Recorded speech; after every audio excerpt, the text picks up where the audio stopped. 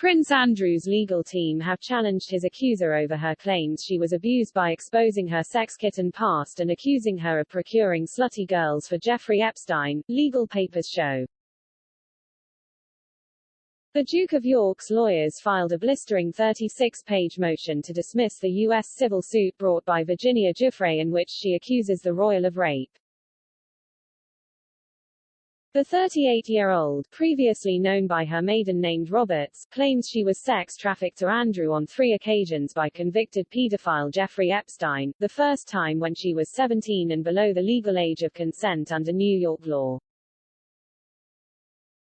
The 61-year-old Duke has consistently and vehemently denied her claims. In court documents filed on Friday night, Andrew's U.S. legal team called Ms. Giuffre's lawsuit frivolous, saying, she has initiated this baseless lawsuit against Prince Andrew to achieve another payday at his expense.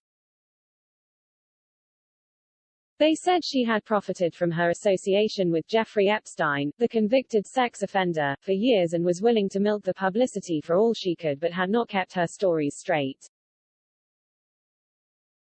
Lawyers also cited a story published in the New York Daily News in 2015 that claimed Giuffre recruited young women into Epstein's sex trafficking ring and referenced former friends who had described her as a money-hungry sex kitten who enjoyed a lavish lifestyle. In a section of the legal papers headed Giuffre's role in Epstein's criminal enterprise, lawyers cite Crystal Figueroa, the sister of one of Giuffre's ex-boyfriends, who claims she was asked by Ms. Giuffre for help in recruiting underage girls. The quote reads, she, Giuffre, would say to me, do you know any girls who are kind of slutty? The court filing adds, it is a striking feature of this case that while lurid allegations are made against Prince Andrew by Giuffre, the only party to this claim whose conduct has involved the willful recruitment and trafficking of young girls for sexual abuse is Giuffre herself, including while she was an adult. In the New York Daily News article, which is cited in Prince Andrew's response, one of Giuffre's ex-lovers who would drive her to Epstein's Palm Beach mansion told the news site, she was like head B***********. She'd have like 9 or 10 girls she used to bring to him, she never looked like she was being held captive. She and the other girls would walk out of there smiling, with their little bathing suits on, like they had just come from the beach. She'd have like $4,000, and then it'd take them all to the mall and they'd get their nails done. When Giuffre was in the middle of settling a lawsuit with Epstein in March 2015, former friends even claimed, she was actually more of a money-hungry sex kitten who enjoyed the lavish lifestyle than someone who was enslaved by the convicted pedophile. Andrew's lawyers have said in response, Virginia Giuffre may well be a victim of sexual abuse at the hands of Jeffrey Epstein. And nothing can excuse, nor fully capture, the abhorrence and gravity of Epstein's monstrous behavior against Giuffre, if so. However, and without diminishing the harm suffered as a result of Epstein's alleged misconduct, Prince Andrew never sexually abused or assaulted Giuffre. He unequivocally denies Giuffre's false allegations against him. The court documents went on to point out that for over a decade, Giuffre has profited from her allegations against Epstein and others by selling stories and photographs to the press and entering into secret agreements to resolve her claims against her alleged abusers, including Epstein and his ex-girlfriend, Ghislaine Maxwell.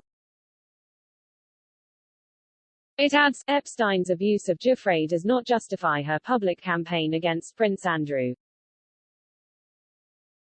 The motion said that her pattern of filing a series of lawsuits against numerous high-profile individuals should no longer be tolerated, as it continues to irreparably harm many innocent people. Most people could only dream of obtaining the sums of money that Giuffre has secured for herself over the years, the legal papers read, noting that the money could serve as a compelling motive for Giuffre to continue filing frivolous lawsuits against individuals such as Prince Andrew. The court documents also said that Giuffre has created a media frenzy in the press, which has led sensationalism and innuendo to prevail over truth. Giuffre has been one of Epstein's most outspoken accusers, claiming that she was a victim of his sex trafficking ring throughout the early 2000s when she was a teenager. Giuffre's lawyer, Sigrid McCauley, told the Sunday Times yesterday, if Virginia Giuffre had stood silent in the face of outrageous statements like those Prince Andrew routinely churns out, his motion to dismiss the litigation being no exception, the decades-long sex trafficking ring his friend Jeffrey Epstein operated and he participated in would have never been exposed. On the subject of money, let's be clear, the only party to this litigation using money to his benefit is Prince Andrew. The contents of the court papers outraged women's groups and campaigners, with Andrew's lawyers claiming Ms. Giuffre had secured sums most people could only dream of by filing lawsuits against Epstein and his associate, Ghislaine Maxwell, that were settled out of court. Joan Smith, former co-chairwoman of the Mayor of London's Violence Against Women group, said, "The Duke of York seems to be living in the 1950s when abused women were often described as gold diggers." Accusing a known victim of sexual exploitation of being motivated by money is about as low as you can get. It is victim shaming and further evidence of his appalling judgment. Andrew is just dragging his reputation further into the gutter. Karen Ingala-Smith, chief executive of NIA, a London-based charity aimed at ending sexual and domestic violence against women, said, "His lack of empathy and contempt for the victim survivors of sexual violence is deplorable. It is grossly dishonest to claim on one hand that sexual violence is abhorrent and then on the other to brand those seeking legal redress as frivolous money grabbers."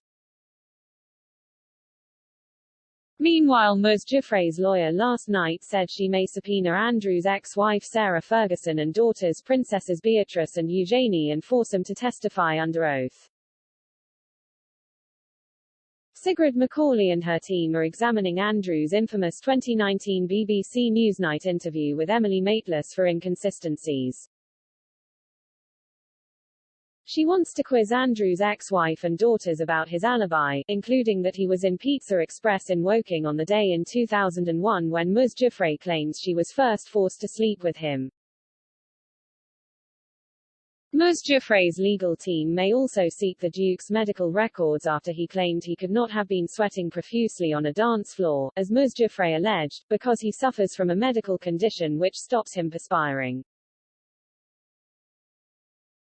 A legal source familiar with the case told the Mail on Sunday, "It is not a good look for Andrew and his team to victim shame his accuser. This could backfire badly in the court of public opinion." The first pre-trial hearing in the case is scheduled for Wednesday in New York.